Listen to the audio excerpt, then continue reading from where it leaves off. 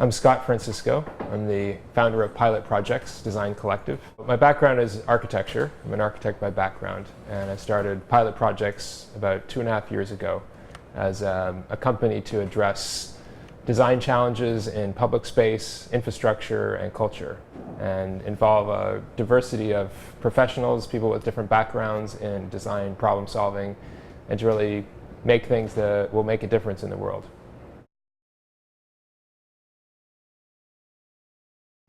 Well, my architectural career was really focused on designing buildings. And there was a point when I realized that just designing the buildings themselves wasn't really enough to address some of the challenges that we have in society. And I was looking for ways to create more diverse design experiences and interventions. So it actually goes back a number of years, my interest in water.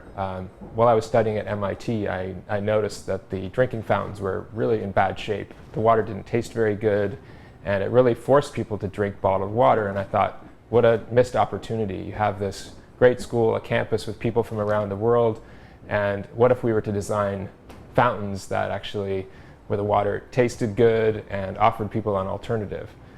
That project didn't happen then, and that was about 6 years ago now. But it planted a seed to think about this design challenge.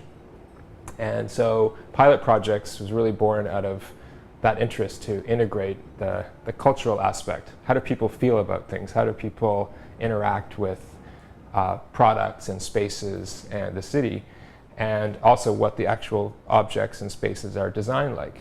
So not thinking about one or the other, but rather both at the same time. And this project, called Respect the Fountain, is actually a spin-off from a larger project proposal for the city called 100 Fountains, where we want to create a competition for drinking fountain design and call artists and designers from around the world to submit design ideas, and then create a public art event in New York City for the whole summer, where these fountains will be on display and the public will get to interact with the fountains and judge them, and this will be a way to create dialogue and interest in drinking water and drinking fountains in the city. Well, we really believe that water is a very important issue in the world in general right now, but also in the city. And New York City has a great opportunity to really lead the world in thinking about water and water infrastructure. And New York City has some of the best water in the world. So we want to celebrate that and then use that as an opportunity to talk about how we design our infrastructure and how we create fountains that will attract people to them and make that experience really something to celebrate. And that can be a way of communicating the story of water more generally. For example, New York City's water comes from the Catskill Mountains, and it's really great water. It's fed by gravity, takes very little energy to produce, and it's consistently ranked very high in terms of taste for water, even comparing it to bottled water. I should also say that bottled water, as it's become more popular, has become enormously energy taxing and creating pollution, not only on the waste of the plastic bottles, but also of the energy to produce the bottled water. So we're looking for a way to really push back against that and make sure that, at least in New York City, we have examples of how great municipal water can be. Really, it's an opportunity to address environmental concerns and design and urban life at the same time. And so everyone's familiar with drinking fountains, but many people don't like them. We've done surveys where we found as many as 65% of people say they avoid using drinking fountains, they don't trust them, they don't like them. And that's a real problem when we're consuming 1.25 billion bottles of water every year in New York City alone. That's enough bottles to wrap 6 times around the earth. So that's an enormous amount of waste, wasted energy, garbage that has to be dealt with.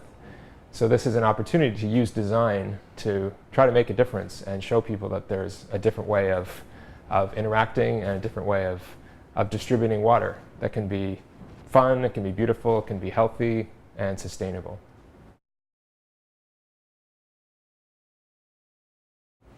The message is that design can make a difference in your everyday life, that it can be fun, it can actually do something that is practical. At the same time, it can create affection for the spaces and the infrastructure that we live with, and it can show people that there is a healthier and more sustainable way to deliver the services that we need, and that you can have fun at the same time. It's not about getting rid of all the old fountains. It's just about thinking about these as important objects and maintaining them well and treating them well. You know, people shouldn't be, you know, putting dirt into the fountains, and if there's a problem with the fountains, they should call the city and say this fountain's not working properly. Right now there's a lot of fountains in New York that don't work. Their drains are clogged, their water only dribbles out, and people just put garbage in them. So really changing the culture of the drinking fountain is just as important as improving the design of the drinking fountain.